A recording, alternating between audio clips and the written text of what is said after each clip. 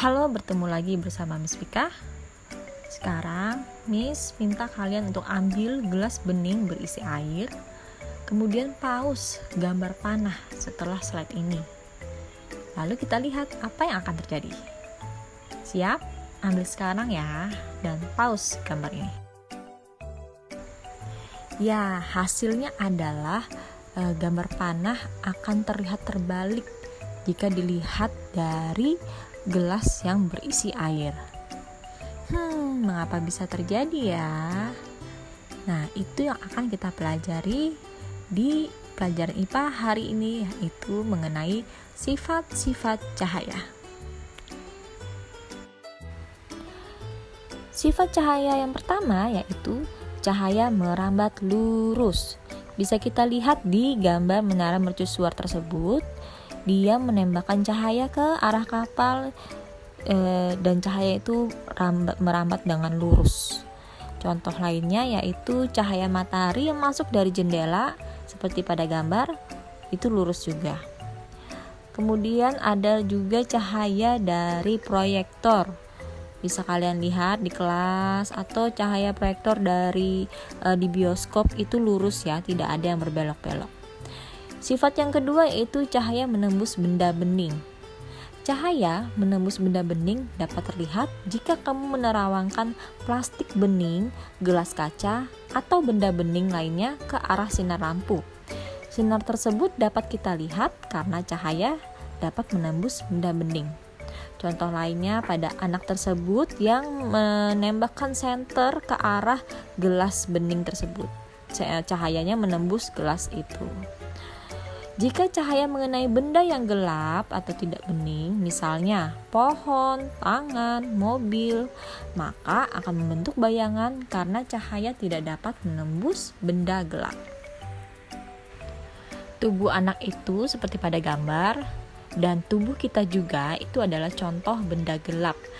Jadi tubuh kita tidak bisa ditembus oleh cahaya, makanya dapat membentuk bayangan.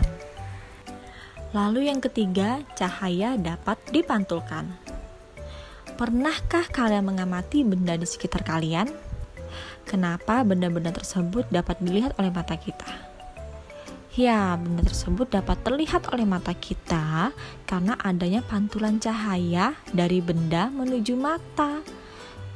Hal tersebut berkaitan dengan adanya pemantulan cahaya. Coba kamu sorotkan senter ke dinding kamarmu yang gelap. Maka kamu akan melihat cahaya senter dipantulkan baur atau tidak teratur oleh dinding. Mengapa demikian? Sekarang, lakukan kegiatan berikut di depan cermin. Lihatlah dirimu melalui cermin. Kamu dapat lihat di cermin karena cahaya yang berasal dari dirimu dipantulkan ke cermin. Kemudian oleh cermin dipantulkan kembali ke mata. Hal ini merupakan salah satu sifat cahaya, yaitu cahaya dapat dipantulkan jika mengenai suatu permukaan. Nah, permukaan cermin yang rata dan mengkilap atau licin memantulkan cahaya dengan teratur sehingga membentuk bayangan yang sempurna. Seperti baby itu tuh. Lalu pada permukaan benda yang tidak rata atau bergelombang, seperti pada air itu, bayangan yang terbentuk menjadi kurang jelas atau disebut dengan pemantulan baur. Kemudian ada yang keempat sifat cahaya, yaitu cahaya dapat dibiaskan. Apabila cahaya merambat melalui dua zat yang kerapatannya berbeda, jadi ada dua zat yang berbeda, udara dan cair misalnya, cahaya tersebut akan dibelokkan. Peristiwa pembelokan arah rambatan cahaya disebut dengan pembiasan cahaya. Padahal yang kita tahu cahaya itu sifatnya merambat lurus kan? Nah, karena terlalu rapat antara dua zat, cahaya tersebut dapat belok sehingga disebut pembiasan cahaya. Contohnya pada gambar itu pensil terlihat patah saat dimasukkan ke dalam gelas berisi air. Nah, itu dia mengalami pembelokan cahaya. Lalu jika kalian ke kolam renang, kolam renangnya terlihat dangkal dari luar, dari atas. Ternyata dia dalam. Nah, itu juga pembiasan cahaya. Nah, panah yang kita lihat di awal tadi itu juga mengalami pembiasan cahaya. Jadi saat cahaya bergerak melalui kaca silindris, ia membelok saat memasuki gelas dan air. Kemudian membelok lagi saat meninggalkan air dan gelas. Akibatnya jalur cahaya menyilang dan gambar tampak membalik. Coba bisa kita lihat itu sebelum dan sesudah memasuki gelas di penglihatannya.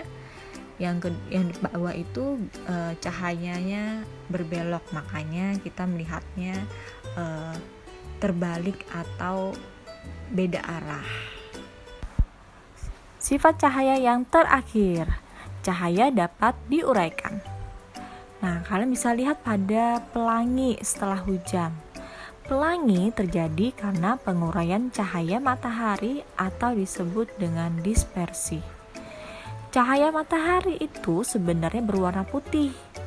Cahaya putih matahari saat mengenai tetesan air hujan akan mengalami penguraian menjadi berbagai warna cahaya.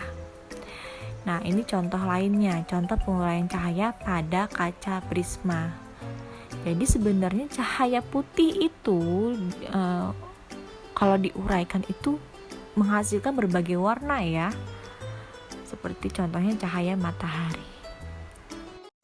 Oke, sekarang buka buku tematik kalian di tema 4E, lalu kerjakan Ayo Berlatih halaman 9, nomor 3 dan 4. Nanti kita diskusikan bersama ya. Cukup sekian video pembelajaran dari Miss Vika. Bye.